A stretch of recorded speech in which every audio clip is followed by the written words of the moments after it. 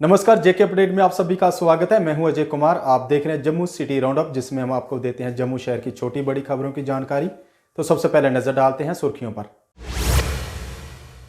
उपराज्यपाल मनोज सिन्हा ने कहा, अगले 5 वर्षों में जीडीपी को दोगुना किया जाएगा। उपराज्यपाल ने कश्मीर घाटी में कानून व्यवस्था में हुए सुधार की प्रशंसा की। और अष्टमी पर श्रद्धालुओं ने बाबे वाली माता के मंदिर में मां के दर्शन किए।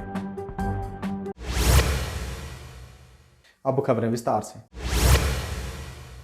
उपराज्यपाल मनोज सिन्हा ने बुधवार को पत्रकारों को किया संबोधित। बोले, जम्मू कश्मीर में पिछले वर्ष के दौरान 14.64% की आर्थिक वृद्धि हुई। कहा, अगले 5 वर्षों में जीडीपी को दोगुना किया जाएगा। हेल्पलाइन नंबर शुरू करने की योजना प्रशासन ने बनाई है।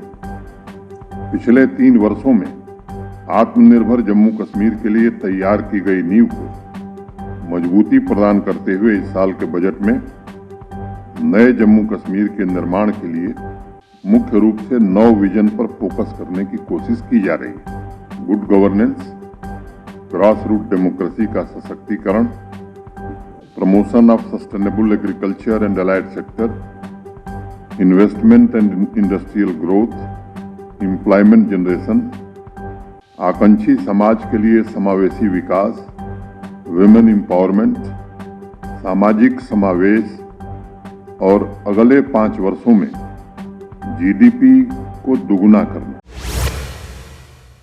उपराज्यपाल ने घाटी में कानून व्यवस्था में हुए सुधार की प्रशंसा की। कहा, इस साल सबसे ज्यादा 1.88 करोड़ पर्यटकों ने जम्मू कश्मीर का किया दौरा। बोले, जम्मू कश्मीर के युवाओं को भी खेलों में मिल रहा प्रोत्साहन। अखबारों में बड़ी मोटी है, माल एक ही बन रहा है, मैं दोहराना चाहता हूँ। वो श्रीनगर में माल बन रहा है, 2 आईटी टावर, एक श्रीनगर एक जम्मू में बन रहे हैं। उन्होंने वहाँ उस दिन ये बताया था कि 2026 में हम इसको शुरू करेंगे, बल्कि मैंने उनको ये कहा था कि जब देश की पार्लियामेंट 1.5 साल में बन रही है तो इसे 26 की बजाय 25 में प्रारंभ करिए। तो अभी तक बात यही है। सर, गुरसिमरन जम्मू कश्मीर में ना पड़े। हमारे सुरक्षा बल स्थिति पर कड़ी निगरानी रखे हुए हैं और मुझे भरोसा है कि पंजाब की घटनाओं का असर जम्मू कश्मीर में न हो। इसके लिए जो चौकसी बरतनी है वो सुरक्षा बलों ने बैठक करके चौकसी बरती है और मुझे भरोसा है कि उसका असर यहाँ नहीं पड़ने दिया। Thank you. अष्टमी पर श्रद्धालुओं ने बाबे वाली माता के मंदिर में मां के दर्शन किए। मंदिर से लेकर बाजार तक श्रद्धालुओं की भारी भीड़ रही। जय मां के जयकारों से गूंजता रहा पूरा मंदिर परिसर।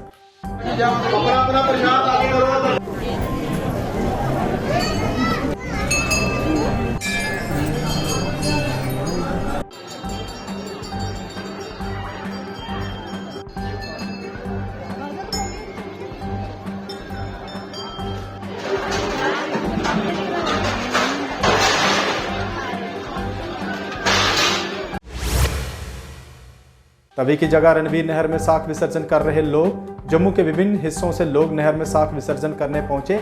लोगों से नहर में प्लास्टिक बैग आदि न फेंकने की गई अपील। इधर आए थे साख भरवाने के लिए, देखा इस बार तभी मैं नहीं कर पाई। इस बार जो जितनी भी साख विसर्जन की जितनी भी व्यवस्था है वो सारी यहाँ पे की हुई है। ठीक भी है, तो हमारा वैसे कर रहे हैं यहाँ पे साख विसर्जन, बहुत अच्छा लग रहा है। माता रानी की कृपा है कि चलो वहाँ नहीं तो यहाँ से ही हमें मौका मिल रहा है यहाँ पे माता रानी के साख विसर्जन करने का।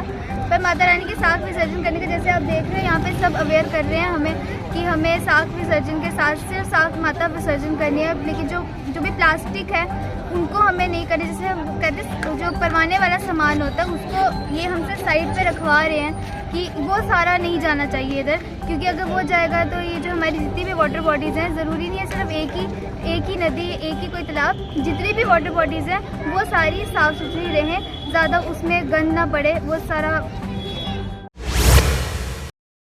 फायर सर्विस एस्पिरेंट्स ने जम्मू में फिर किया प्रदर्शन। प्रदर्शनकारियों ने सरकार की कार्यप्रणाली पर उठाए सवाल।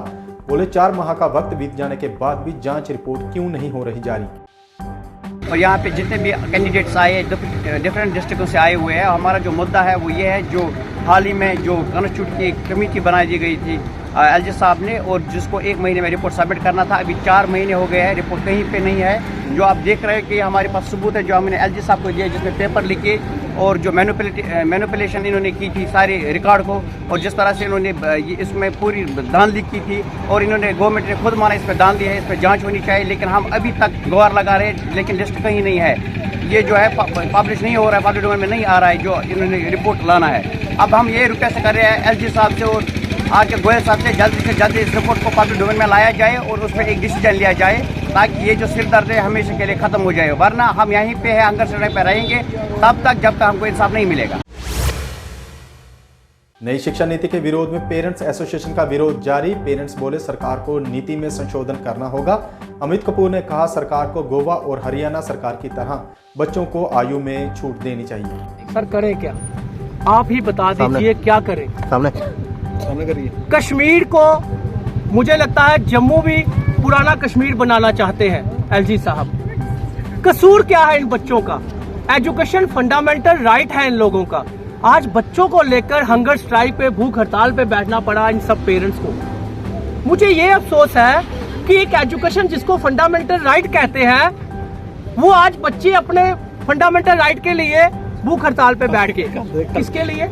नई एजुकेशन पॉलिसी आई थी, हमने उसका वेलकम किया था, लेकिन एजुकेशन पॉलिसी जब कोई भी पॉलिसी जब नहीं आती है, हर एक का तरीका होता है उसको इम्प्लीमेंट करने का। जिस तरह गोवा सरकार ने क्राइटेरिया नर्सरी क्लास का और जम्मू कश्मीर ने भी। कटरा से जम्मू आ रही मिनी बस नरवाल रोड पर पलटी। हादसे में घायल 3 लोगों को अस्पताल कराया गया भर्ती। मिनी बस की तेज रफ्तार होने के कारण पेश आया हादसा। डीपीएपी प्रवक्ता अश्विनी हांडा ने जम्मू कश्मीर में चुनाव कराने की अपील। बोले चुनाव न होने से प्रदेश की जनता परेशान। हांडा ने कहा अगर G20 के लिए माहौल सही तो चुनाव के लिए भी माहौल है ठीक। देखिए, एक बार फिर चुनाव आयोग ने जम्मू कश्मीर के समस्त नागरिकों को निराश किया है।